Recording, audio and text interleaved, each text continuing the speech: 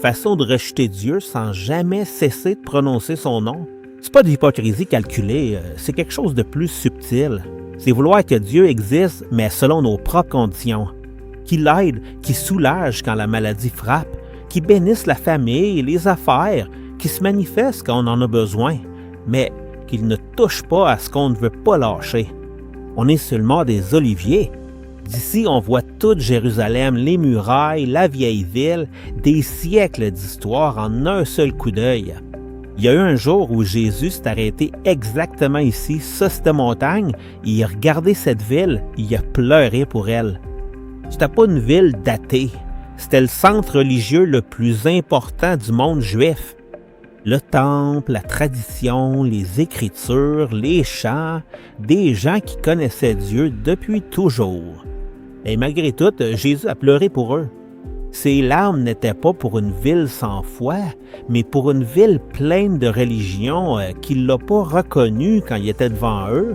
Dans ce même secteur, quelques jours plus tôt, il était descendu sur un ânon au milieu des cris et des rameaux. Les gens criaient « Hosanna ». C'était une euphorie collective, une vraie émotion. Mais les mêmes lèvres qui ont dit « Hosanna » ont dit quelques jours plus tard « Crucifie-le ». C'était des personnes qui voulaient un Dieu qui règle leurs problèmes sans toucher à leur cœur, qui apporte du soulagement sans rien demander en retour.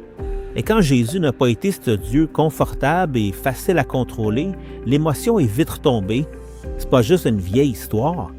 Beaucoup d'entre nous disent croire en Dieu. On a une Bible à la maison, peut-être qu'on l'ouvre même de temps en temps.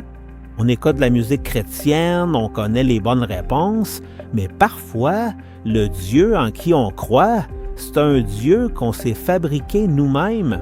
Un Dieu qui doit être là quand on en a besoin, qui nous écoute quand ça va mal, qui apparaît en cas d'urgence. Et sans même s'en rendre compte, on fait exactement ce que Jérusalem a fait. On le célèbre d'un côté, puis on le rejette de l'autre.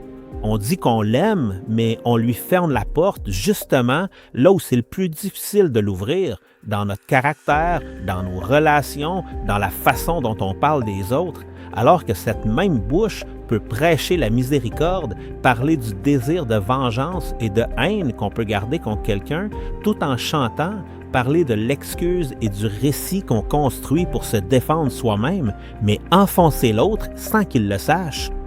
Jésus n'a pas pleuré parce qu'il n'y avait pas de temple, il a pleuré parce qu'il était tout près et qu'on ne l'a pas laissé entrer.